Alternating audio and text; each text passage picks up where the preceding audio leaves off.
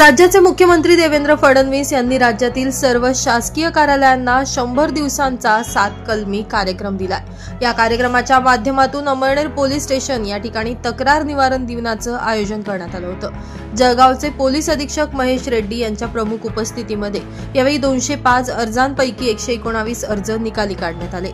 यामध्ये विविध गुन्ह्यांचा निपटारा, स्वच्छ पोलीस स्टेशन, नागरिकांना वेळेत न्याय, अन्याय दूर करणे, कर्मचाऱ्यांवरील तणाव दूर करणे, नागरिक आणि पोलिसांमधील संबंध सुधारणे यांसह विविध बाबींवर काम करण्यात आले।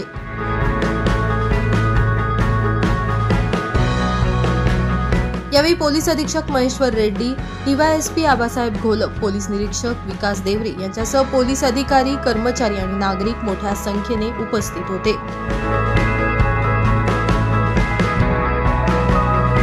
ब्युरो रिपोर्ट, माझा महाराष्ट्र न्यूज, अमळनेर।